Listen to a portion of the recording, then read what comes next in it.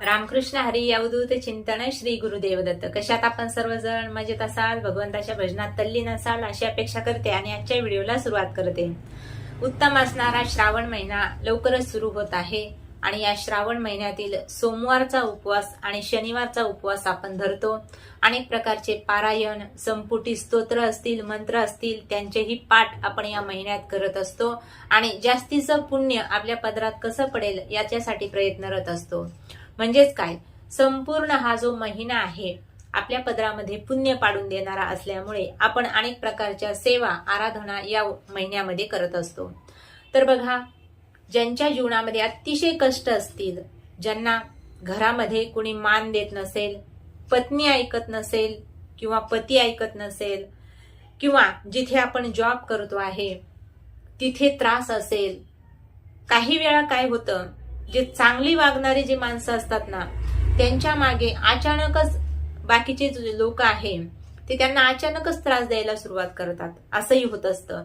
आणि मग त्याच्यासाठी अचानक आलेला त्रास कसा कमी होईल आणि आपल्याला आपल्या जीवनामध्ये मान सन्मान कसा मिळेल, जर तुमचा पदोपदी अपमान होत असेल तर तो अपमान कसा बंद होईल, याच्यासाठी एक सुंदरसा उपाय मी आपल्याला या व्हिडिओमध्ये सांगणार आहे.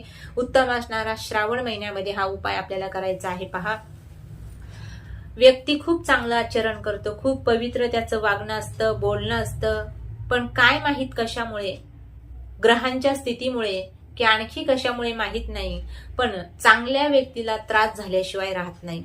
आणि मग तो मनामध्येच अगदी विचार करत असतो की देवा, मी इतकं चांगलं वागतोय तरीही माझ्या मागे असं का होतं, मलाच लोक का बोलतात, कितीही चांगलं कार्य केलं तरी इतका त्रास मलाच का होतो. आणि मग त्याला वाटतं जगामध्ये अशी कितीतरी लोक आहेत नाही का, ते चांगलं वागणंही नाही, त्यांचं आचरणही चांगलं नाही, इतरांना बोलणं जे आहे ते सुद्धा चांगलं नाही, पण त्यांचं सगळं काही चांगलं होतं आणि मी पवित्र आचरण करतोय, माझं बोलणं सुद्धा छान आहे, सगळ्या काही गोष्टी व्यवस्थित आहेत, मी माझं कार्य जे आहे ते सुद्धा चांगल्याच पद्धतीने करतो, तरी सुद्धा मला जीवनात त्रास का होतो.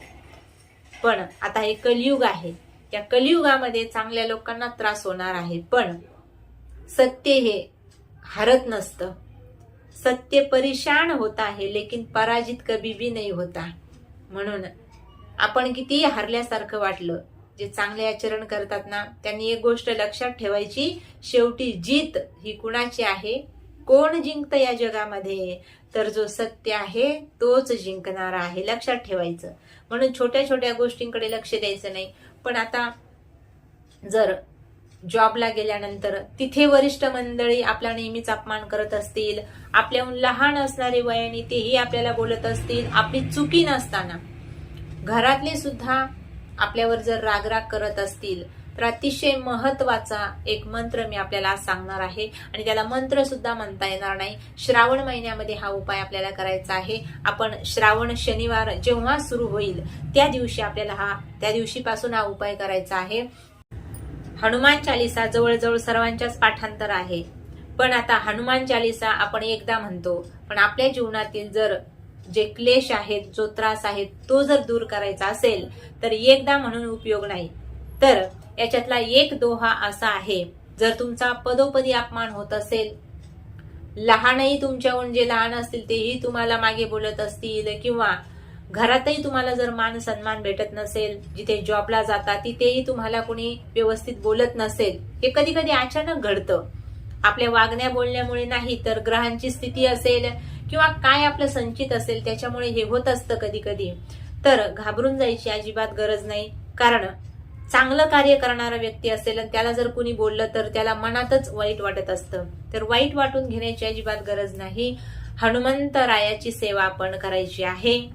आपले गुप्त शत्रू जर आपल्याला त्रास देत असतील तर हनुमान चालीसातील एक शक्तिशाली असा दोहा आहे. आता ही संपूर्ण हनुमान चालीसा ज्यांची आहे ते शक्तिशाली आहेत, म्हणून अतिशय सुंदर दोहा आहे. 51 वेळेस आपल्याला हा दोहा या श्रावण महिन्यामध्ये म्हणायचा आहे. मग आता काही जणांचा विषय असा आहे की आम्ही 7-8 दिवस सेवा करू शकतो, पण संपूर्ण महिनाभर आमच्याकडून होणार नाही, तर तुम्हाला जितकी होईल तितकी सेवा करा.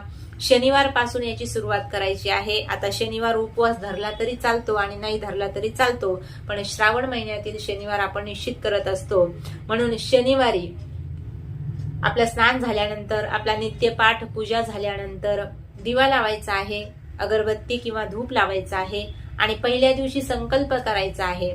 ज्याच्या जीवनामध्ये त्रास असेल तो त्रास दूर करण्यासाठी आपल्याला संकल्प करायचा आहे. हनुमंतजींना विनंती करायची आहे.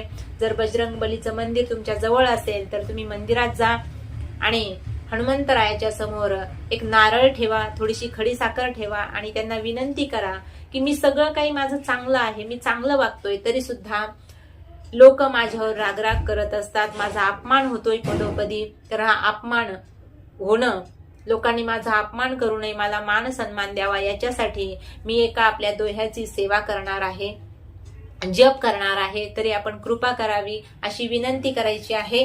आणि तिथे जर वेळ असेल तुम्हाला मंदिरामध्ये तर तुम्ही 51 वेळेस हा दोहा तिथे म्हणायचा आहे. तर दोहा कोणता आहे पहा. सब सुख लय हे तुम्हारी सरना, तुम रक्षक काहू को डरना. फक्त एवढा सुंदरसा 2च ओळींचा हा दोहा आहे आणि या दोह्याचं पठण आपल्याला करायचं आहे. वेळ जर असेल तर 51 वेळेस करा, आणखी जास्तीचा वेळ असेल तर 108 वेळेस तुम्ही करू शकता. ही सेवा मंदिरातही जर तुमच्याकडून झाली तर अतिशय उत्तम आहे. मंदिर जर दूर असेल तर आपल्या घरामध्ये या दोह्याचे पठण आपल्याला करायचं आहे. हनुमान चालीसा ही अतिशय पवित्र आणि उत्तम आहे. आपलं संरक्षण हनुमानजी बजरंगबली करत असतात. आपल्याला सर्व दुःखापासून, संकटापासून सोडवणारे बजरंगबली आहेत, नाही का. संकट मोचन त्यांना म्हटलं जातं. म्हणून आपल्या जीवनावरील जे काही संकट असेल तर ते दूर करण्यासाठी याच्यातील प्रत्येक जो दोहा आहे त्याच्यामध्ये खूप मोठा अर्थ दडलेला आहे. म्हणून हा सुंदरसा दोहा आहे.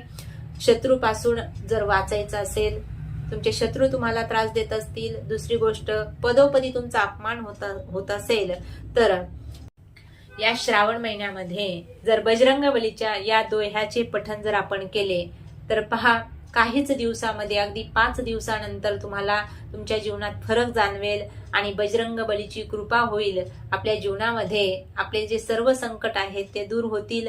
बजरंगबली आपल्यावरती कृपा करतील आणि सर्व ठिकाणी आपल्याला मान सन्मान प्राप्त होईल, आर्थिक भरभराट होईल आणि नोकरीमध्ये सुद्धा उन्नती झाल्याशिवाय राहणार नाही. घरातले लोकही आपल्याला मान देतील आणि बाहेरचेही आपल्याशी चांगलं वागतील.